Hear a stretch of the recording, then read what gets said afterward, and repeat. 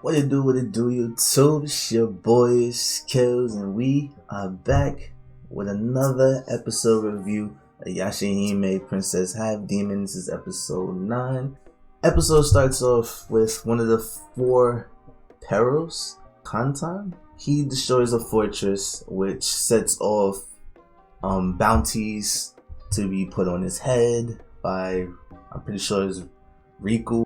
Long story short, he's the guy, he is pretty much the guy that's sending all these bounties specifically from Moroha and the trio for them to do. He wants them to pretty much get rid of all the 4 perils. He's trying to collect all the rainbow pearls for himself, which in turn, I guess, sets him up as the bad guy.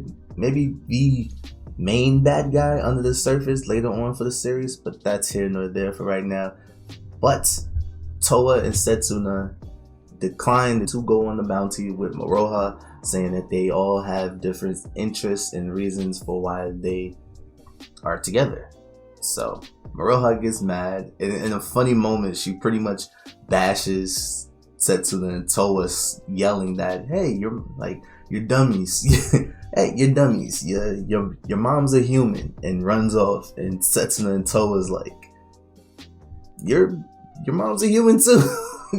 But this also entangles them even further when Towa goes and asks the corpse dealer information on the dream butterfly, and he pretty much suggests that she should put out a bounty. How much for that bounty? It's pretty much the reward for the bounty that Moroha is going on to. So in turn, they both set out to go catch up with Moroha. And it's sad because Moroha is on top of I'm so bad with these pronunciations. The little raccoon dog. let's call it Little Raccoon Dog for jokes about Shippo back then. Little Raccoon Dog. She's on top of them, they're flying, and she feels sad. You really get a glimpse of, I guess, a little bit of her opening up. For pretty much 8 episodes, we've seen her pretty much laugh off how she's been alone, she's done everything herself.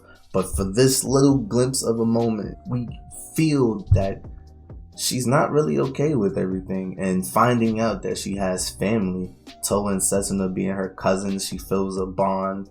She wants to have more time with them. She wants to connect. And she really feels a way that they both declined her.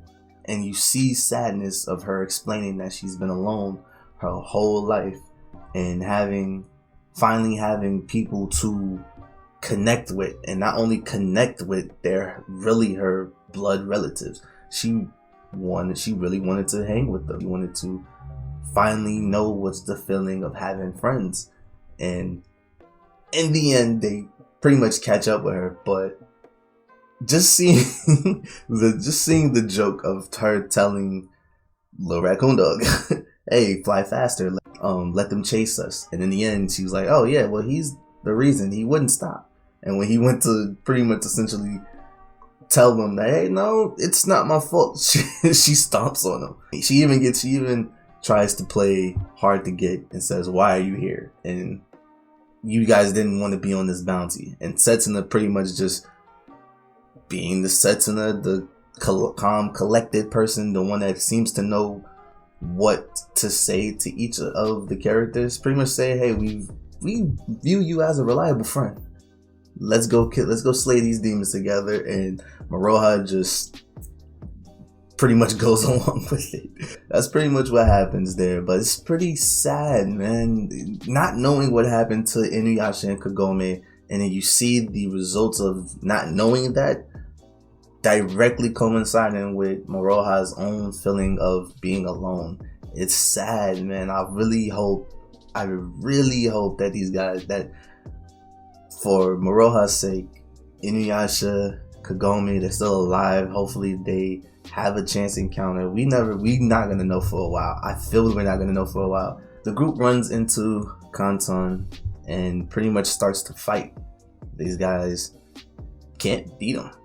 For the most part, it's not for lack of trying that they seem to can't beat him. He has an armor that can't be pierced, and I guess flashing before they even do battle with Kantan, they run into my Fuku, who is a demon with he's pretty much a turtle demon with a shell on his back that doesn't seem to be able to be pierced. And later on, right before Kantan's pretty much got the upper hand, he's about to beat them, essentially, my Fuku pretty much gets them away, and we hear his backstory about him and his dad, and that my Fuku's father was a turtle shell demon, and he was slain by Kantan, pretty much tricked into falling into a trap, and he is slain. And one piece of his shell is what was used as Kantan's armor that the trio had trouble trying to pierce. And another like hilarious part, the group asks him how long has he been following Kantan, and Mafuku tells him pretty much, yeah, I've been following for 10 years. And it's like, that's too long for a child to be following a demon. He's like, well, I'm 50. And I'm like, what?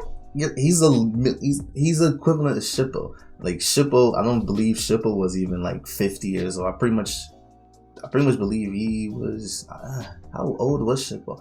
I can't remember how old Shippo was, but he was a toddler too. And he looked smaller than what my Fuku was, pretty much.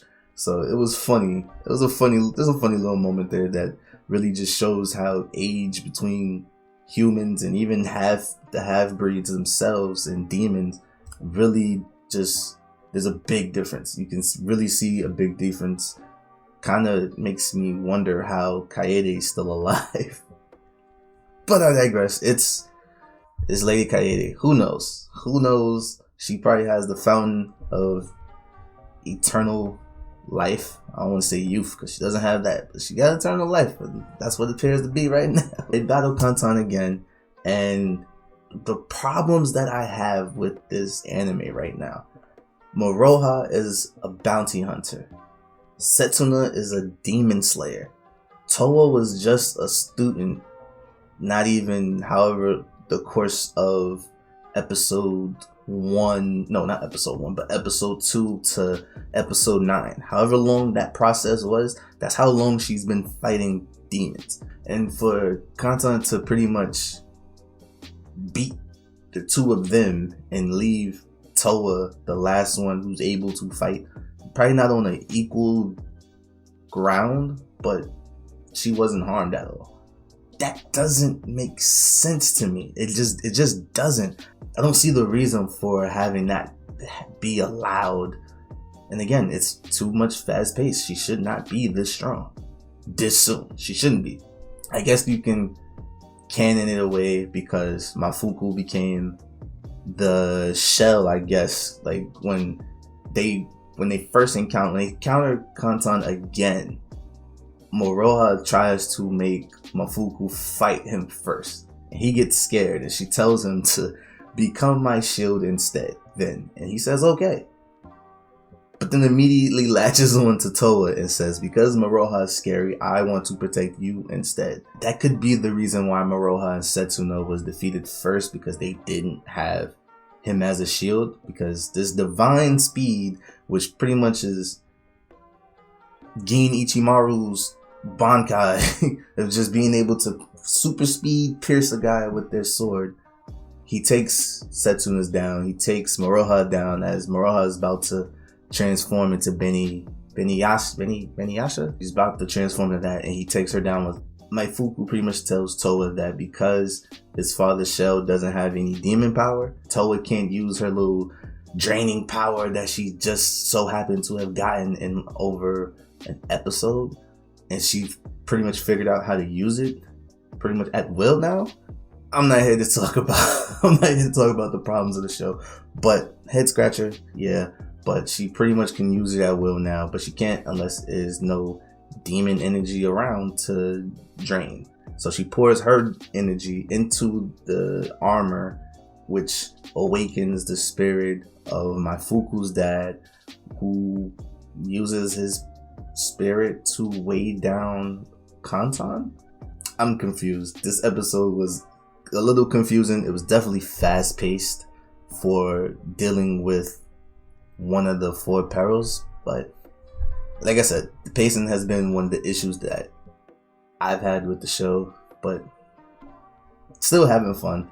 But it's a minor issue that's starting to look like it's going to be a recurring one, and it's not really taken away from the enjoyment of the show, but it is a little bit of a hindrance here and there, but still fun show. But yeah, they pretty much overpower him. He gets the armor taken away, and then at the last minute, Moroha and Setsuna double team Kantan. He's about to be slain, but he gets away. And pretty much towards the end, they didn't get the bounty. He's still alive, so they have to go back empty-handed. Maifuku's able to lay his father to rest. He's at peace, and Kantan pretty much says this will not be the last time, which we all assume. He's a four peril. They have to go through them, but man, just the four perils, man. They just don't look like the hype that they were getting about being Kiyomaru's top four men. Is just disappointing. It's disappointing. We've seen like two already down. He's being embarrassed, almost slain, and gets away, but who knows how long that's going to be until they run into him again. It's just man, I hope Kiyomaru is pretty good villain. I hope so, because this is just not looking good at all.